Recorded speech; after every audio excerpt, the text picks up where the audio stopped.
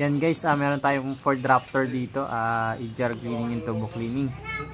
Ito, papakita ko sa inyo kung ano yung mga ginagawa natin dito. Ano to eh? Dito? Throttle body. Ito eh, 14. Throttle body. Yung video. Hindi na ako yung gabi. Kakapalang kuha namin doon. Tawag na.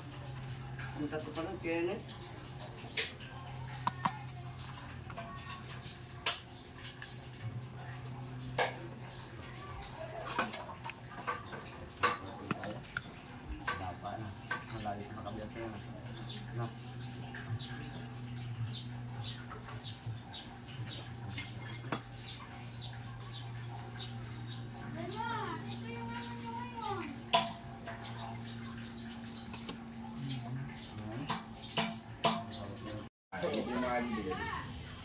Dito na lang ito.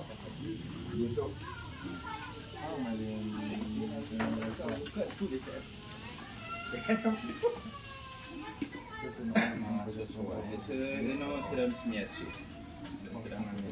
Basta mati ka na tira na ng drum dyan. Alam mo ito naman dito.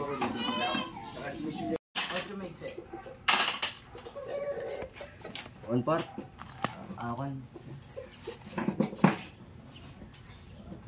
Ano? Okay na ta?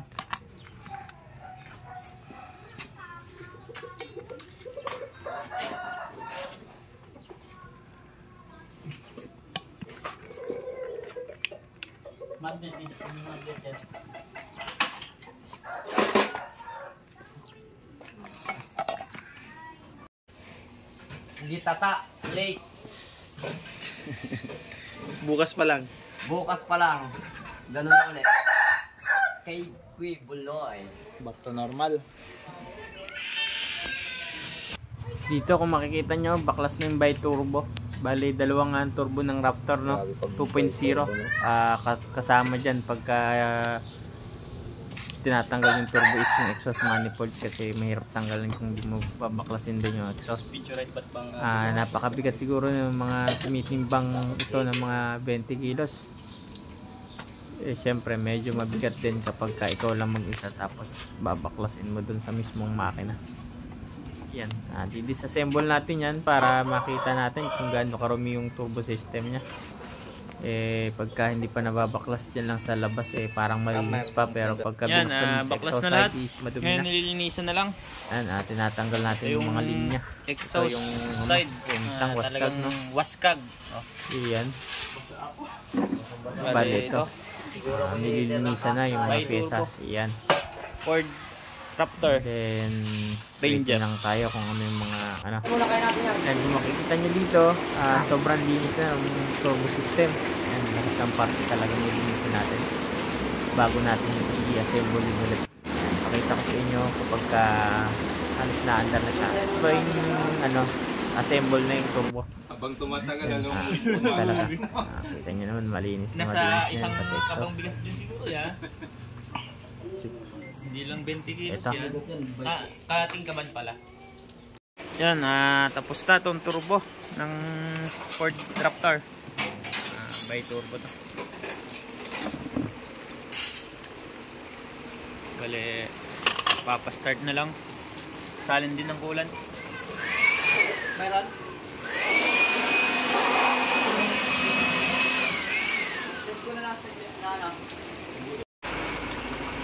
Guys, yan, working na ulit.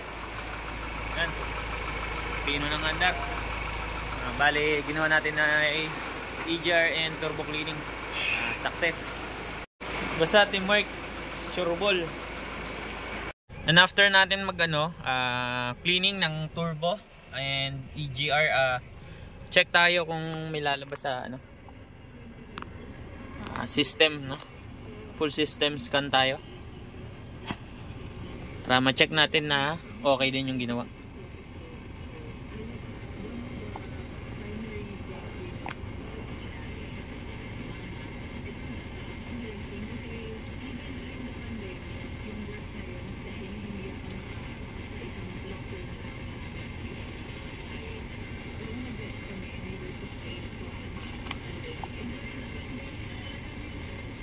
Check natin sa PCM.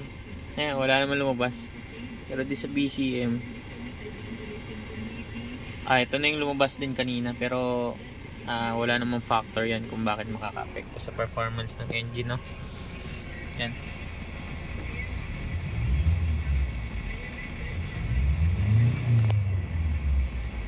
Okay na.